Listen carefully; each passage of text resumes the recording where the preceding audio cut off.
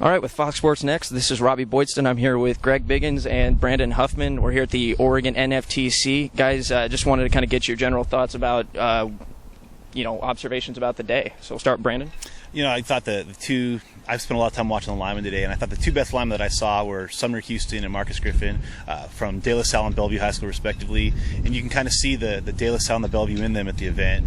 Both are just so fundamentally sound, they're disciplined.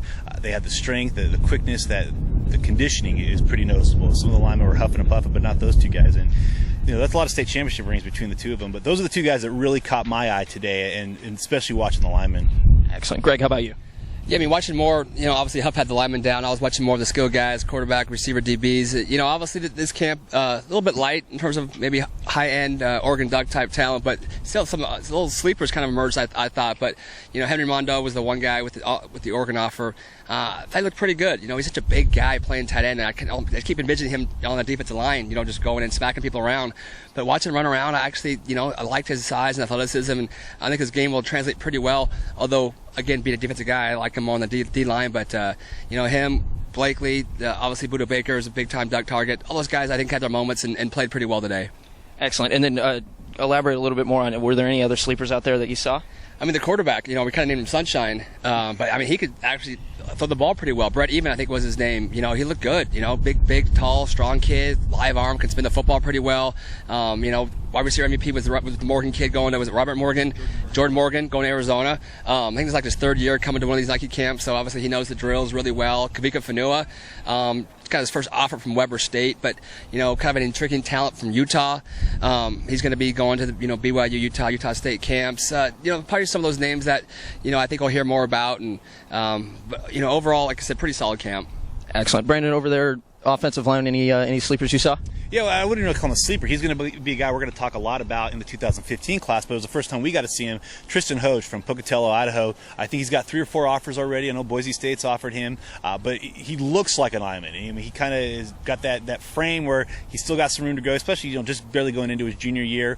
He was playing center today. I can't imagine he's a center back at home, but maybe that's what he projects to at this point. But he's got the good footwork, the athleticism, the agility to be a lineman. But that size, you can see it right now where that frame, he's going to put 30, 40 more pounds on.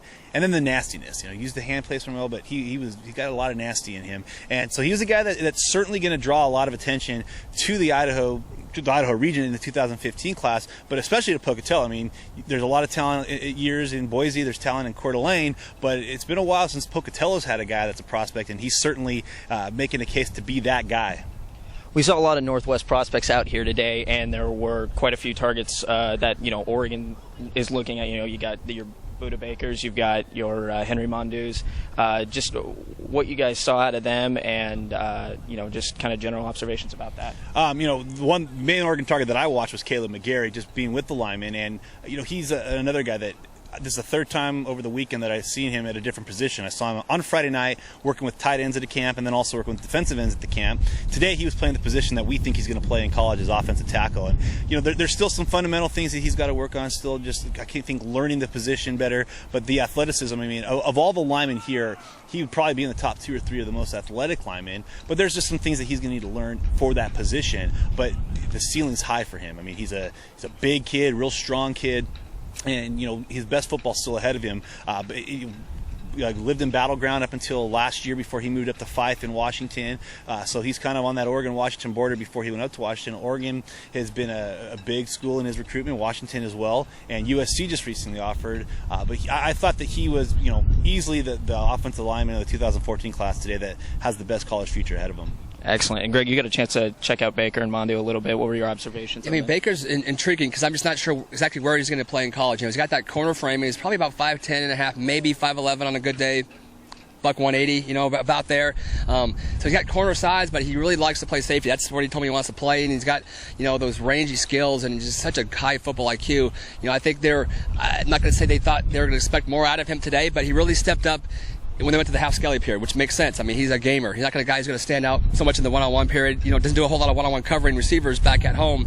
But in the half skelly, which is the most like football we have at these Nike camps, he really shined with his football instincts, just, makes so many plays from sideline to sideline. always in the right place. But again, corner frame, wants to play safety. Can he grow into a safety? Does he just come up and kill people? He'll probably be able to answer that one more than I could. But, athletically, I like him a lot. I love the way he plays. High football IQ. Again, Mondo, huge kid. I mean, probably 6'4", 250, 255 even. Like I said, run around with the tight ends, showed some good hands, and actually catch the ball and runs up the field really, really well. I'm not sure he's the guy you want to have, going 50 yards on the field running deep routes because he's such a big physical kid. He's probably more of your, your 10, 15-yard guy. And I imagine him being a heck of a blocker at the high school level. Again, as I said earlier, I'm a defensive guy. I would love to see him play there, but athletically, I could see why Oregon has offered him. He's got a lot of athletic tools with the size, high upside there. What do you guys think thus far, you guys being, national writers, what do you guys think about Oregon's class thus far, bringing in a couple of JUCO kids this week, and then they've been able to put in, Jordan Hoyam, a linebacker out of Hawaii, Tyrell Crosby out of Vegas or out of Nevada, that big O lineman, and obviously Morgan Mahalik, been able to put together a little bit of a solid class thus far. Interested to hear your guys' comments on that. And we kind of knew they don't really get this many early commitments. That's kind of not a knock on Oregon, but they usually don't, fill up till a little bit later on. But all those guys, I think, they've hit on every single one of those guys. Jordan's a guy who was supposed to be here today, unfortunately couldn't make it. But I like him a lot. I know Huff saw him last year at this camp, and his film is really, really good. I think he's an elite linebacker. Great size, can maybe even go into that maybe a defensive end. You don't want to ever compare anybody to a guy who's got drafted the first 5 picks of the draft, but he has that kind of size and speed potential to be a Deion Jordan type of athlete with the size and the speed off the edge. Morgan Mahalik's a guy who didn't even play last year as a backup, but has looked very good at all these different camps, and Elite 11 candidate. My gut is that he probably will make it. Huge arm, big kid, pretty good athletic ability. So again, you're always talking about upside. You'll hear us talk about upside. What does that mean? It just means he's a guy who, there might be other guys better right now, but how does he project 2 years down the line, 3 years down the line? Morgan's got a lot of potential with him.